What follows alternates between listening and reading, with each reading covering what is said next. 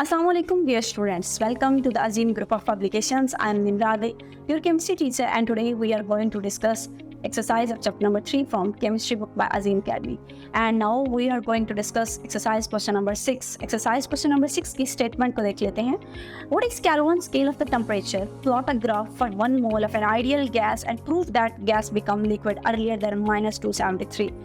Question ये है कि कैल्विन स्केल क्या है, उसको एक्सप्लेन करें और इसके साथ साथ आपने ग्राफ भी बनाना है और इस चीज़ से साबित करना है कि -273 कैसा टेम्परेचर है जिसपे गैसेस लिक्विड के अंदर कन्वर्ट हो जाती हैं. मतलब इस टेम्परेचर पे पहुंचने से पहले ही वो लिक्विड में कन्वर्ट हो जाती है. अगर वो इस टेम्परेचर पे पहुंच जाए तो उनका वॉल्यूम 0 हो जाता है.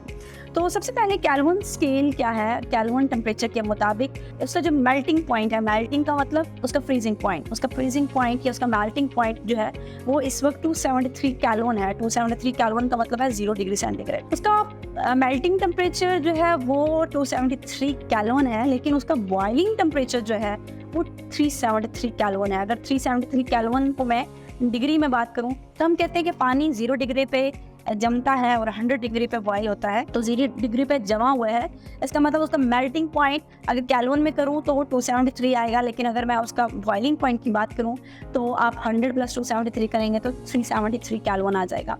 इसके अलावा इन 273 और 373 के दरमियान जितना भी डिस्टेंस होता है उसको इक्वल पार्ट्स में डिवाइड किया जाता है और हर पार्ट जो है वो हमारे पास 1 कैल्विन के इक्वल होता है.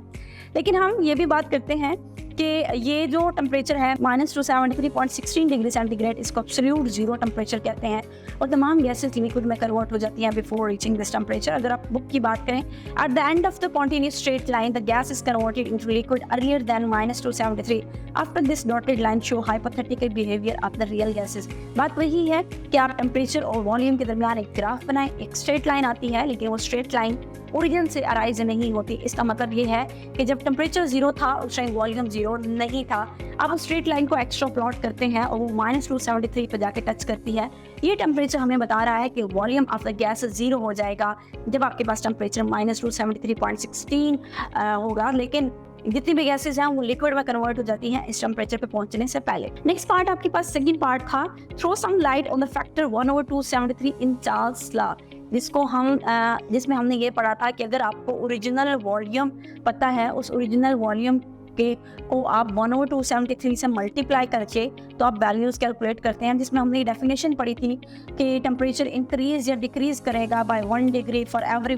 टेम्परेचर का 1 डिग्री इंक्रीज़ करने से वॉल्यूम का 1/273 इंक्रीज़ होना और टेम्परेचर का 1 डिग्री डिक्रीज़ करने से वॉल्यूम का 1/273 डिक्रीज़ कर जाना. बेसिकली हमारे पास quantitative statement of the Charles law थी.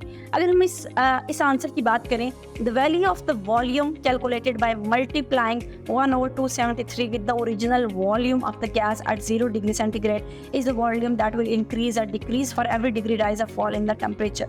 वो कह रहे हैं आपके पास जो भी ओरिजिनल वॉल्यूम होगा उस ओरिजिनल वॉल्यूम का 1/273 पार्ट आप ऐड करें अगर 1 डिग्री टेम्परेचर इंक्रीज है. जो आपके पास वॉल्यूम है उसके 1/273 पार्ट जो जितना भी बनेगा, फॉर एग्जांपल जो हमने एग्जांपल पढ़ी थी उसमें 2 आंसर आया था. जो भी ओरिजिनल वॉल्यूम है उसका 1/273 पार्ट में आप 1 डिग्री उसका 1/273 पार्ट कम कर दें. अगर टेम्परेचर क्या होगा, कम, यानी टेम्परेचर इंक्रीज होगा तो वॉल्यूम 1/273 इंक्रीज होगा, और अगर टेम्परेचर डिक्रीज हो रहा है तो आंसर भी 1/273 के अकॉर्डिंग डिक्रीज करेगा. This is the basically definition of quantitative statement of the Charles law. Next question number 7 है हमारे पास. What is the general gas equation, derive its various form. Equation was PV = nRT और हमने PV = nRT से Boyle's law, Charles law, Graham law, Avogadro law calculate किए थे. उसके बाद नेक्स्ट क्वेश्चन है, can we determine the molecular mass of unknown gas if we know the pressure, temperature and the volume along with the mass of that gas. अगर आपको तमाम data given हो तो क्या ये पॉसिबल है कि हम मॉलिक्यूलर मास कैलकुलेट कर सकें? Yes, it is possible. Equation थी PV = nRT.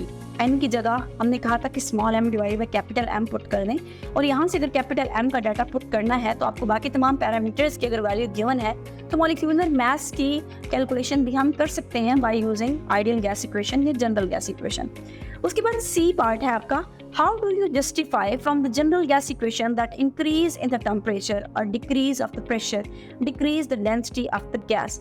ये पार्ट भी हम लोग पढ़ चुके हैं कि टेम्परेचर से इनके इंक्रीज करने से या प्रेशर के डिक्रीज करने से डेंसिटी का कोई रिलेशनशिप है ये नहीं है। जनरल गैस इक्वेशन ने हमें मॉलिक्यूलर मास और डेंसिटी को कैलकुलेट करने के लिए एक रिलेशनशिप दिया था, और वो भी हमने जहाँ आइडियल गैस इक्वेशन पढ़ी थी उसी के साथ उसके एप्लीकेशंस से डेंसिटी की मेजरमेंट्स थी, वहीं पे हमने ये टॉपिक भी डिस्कस कर लिया था। उसके बाद नेक्स्ट हमारे पास बी पार्ट है, why do we feel comfortable in expressing the densities of the gases in unit of gram dm cube या cubic decimeter rather than the grams cubic centimeter, a unit which is used to express the densities of the liquid and the solid।